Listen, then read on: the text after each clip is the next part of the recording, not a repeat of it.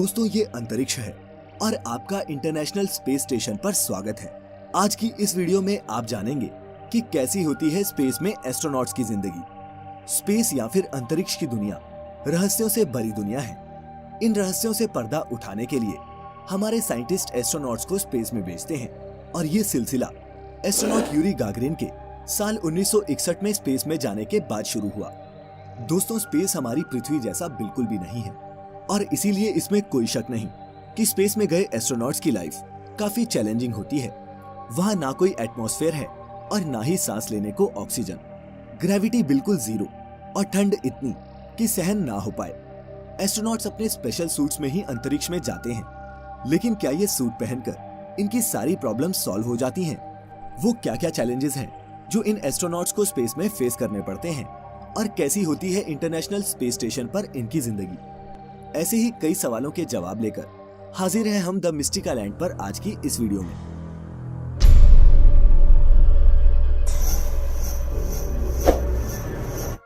दोस्तों, स्पेस में जाना धरती की किसी और जगह पर जाने जैसा बिल्कुल नहीं है। ये एक बिल्कुल ही अलग अनुभव होता है। इस दौरान एस्ट्रोनॉट्स कई फिजिकल और मेंटल चेंजेस से गुजरते हैं, जिसकी ट्रेनिंग वो कई महीने या फिर सालों करते हैं। स्पेस में जाने वाले इन एस्ट्रोनॉट्स का ठिकाना बनता है international space station. International space station पृथ्वी को 400 किलोमीटर की दूरी से परिक्रमा करने वाली एक एडवांस लेबोरेटरी है, जिसे अमेरिका, रूस सहित 16 देशों ने मिलकर 120 बिलियन डॉलर की लागत से बनाया है।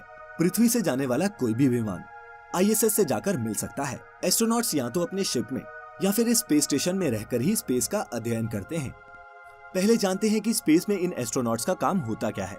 जाने तो सही कि वो क्या क्या ड्यूटीज हैं जो उन्हें स्पेस में परफॉर्म करनी होती हैं। तो दोस्तों, ISS पर रह रहे वैज्ञानिकों के ये 5 काम डेली रूटीन का हिस्सा होते हैं। पहला, स्पेस का अध्ययन और एक्सपेरिमेंट्स परफॉर्म करना। दूसरा, इंटरनेशनल स्पेस स्टेशन की मेंटेनेंस और मरम्मत। तीसरा, डेली एक्सरसाइज जो स्पेस में बहुत जरूरी है। चौथा, ISS के बाहर स्पेस वॉक परफॉर्म करना।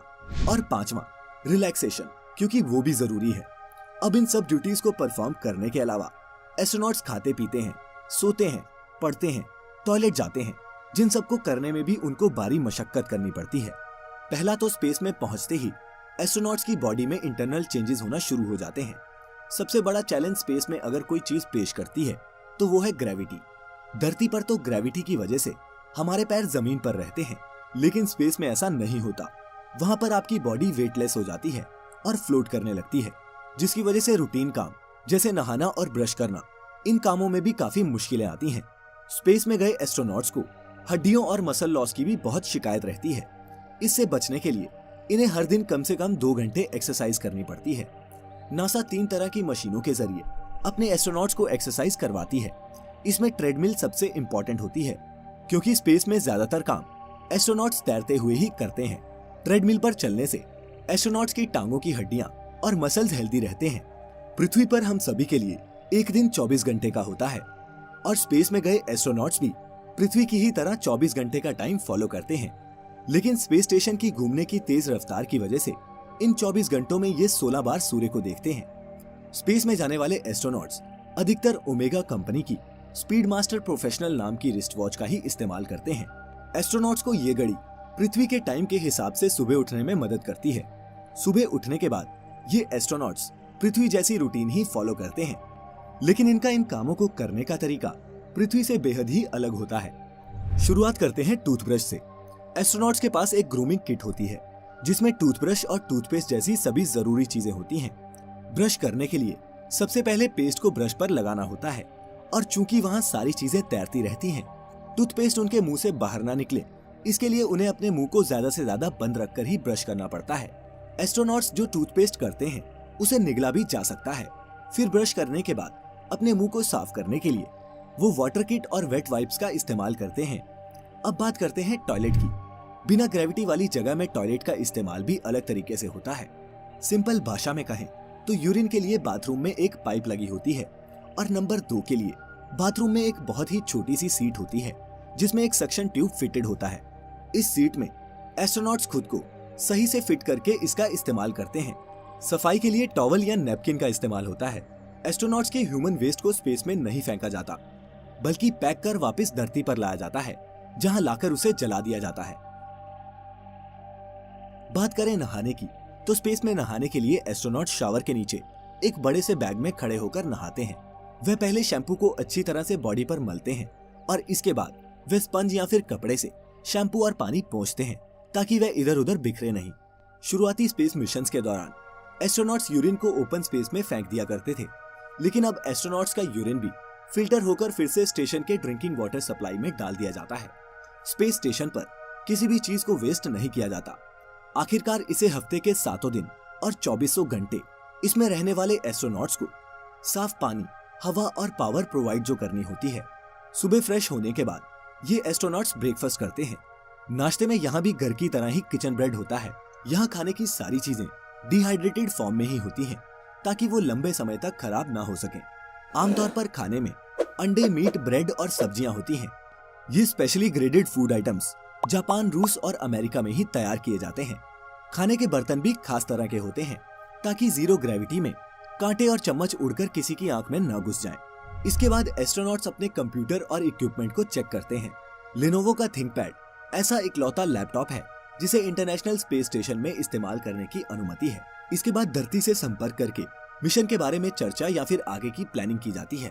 अमेरिका, चीन और रूस ने इतिहास में कई एंटी सैटेलाइट मिसाइल्स छोड़कर कई सैटेलाइट्स को तबाह किया है, जिनका कचरा आज भी अर्थ के ऑर्बिट में घूम रहा है। कई बार मलबे के इन टुकड़ों से आईएसएस को नुकसान भी पहुंचता है। ऐसी सिचुएशंस में स्पेस सूट पहनकर एस्ट्रोनॉट्स स्पेस स्टेशन से बाहर निकलकर इस लैब की मरम्मत करते हैं। जब एस्ट्रोनॉट अपने शिप से बाहर निकलकर ओपन स्पेस में जाते हैं तो उसे स्पेस वॉक कहते हैं।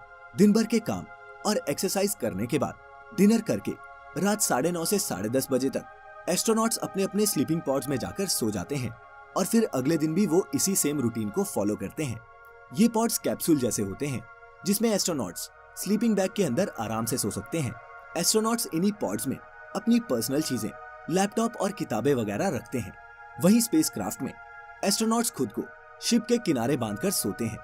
ये इसलिए होता है ताकि वो अपने शरीर को एक जगह पर रख सके। सोने से पहले स्पेसक्राफ्ट की वेंटिलेशन को भी इस तरह से बैलेंस किया जाता है ताकि नींद के दौरान वहाँ कार्बन डाइऑक्साइड का लेवल ज्यादा ना हो जाए। स्पेस में एस्ट्रोनॉट्स उल्टे होकर सोएं या सीधे होकर, इनको कोई भी सेंसेशन नहीं होती। सिर्फ देखने वालों को ही पता लगता है कि सामने वाला इंसान सीधा है या फिर उल्टा। काम के अलावा स्पेस स्टेशन में काफी फन और मस्ती भी होती है, जिसका एक्सपीरियंस दुनिया में बेहद ही कम लोगों को है। दोस्तों, अगर ये सब देखकर आप भी ये सोच रहे हैं कि काश आप भी स्पेस और इंटरनेशनल स्पेस स्टेशन को एक्सपीरियंस कर पाते, तो हम आपको बता दें कि आने वाले टाइम में शायद आपका ये सपना भी सच हो जाए, क्योंकि कई प्राइवेट कंपनीज तेजी से स्पेस टूरिज्म की फील्ड में अपने कदम बढ़ा रही हैं।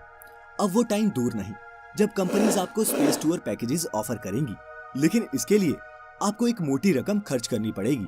पैकेज के रेट्स का अंदाजा आप इस बात से लगा सकते हैं कि एक स्पेस सूट बनाने में ही लगभग 80 करोड़ रुपए का खर्च आता है। इसीलिए अगर आप भी स्पेस जाने का सपना रखते हैं तो इतने पैसे कमाइए कि एज ए टूरिस्ट आप भी अंतरिक्ष की सैर पर जा सकें। स्पेस सूट्स इतने महंगे क्यों होते हैं, इस पर वीडियो तब जब इस वीडियो पर आपके 10,000 लाइक्स मिलेंगे। तो इस वीडियो को थम्स अप देना ना भूलें। और अगर आपको ऐसी और भी इंटरेस्टिंग वीडियोस देखना पसंद है तो हमारे चैनल को अभी सब्सक्राइब करें और नोटिफिकेशंस उस बेल आइकन पर क्लिक करके ऑन कर लें, ताकि आपसे हमारी कोई भी वीडियो मिस ना हो पाए। और सबसे अच्छी बात तो ये है दोस्तों कि ये बिल्कुल मुफ्त है। मिलेंगे आपसे फिर एक नई वीडियो के साथ। फिलहाल आज के लिए इतना ही। अब हमें इजाजत दें। आपका बहुत बहुत शुक्रिया।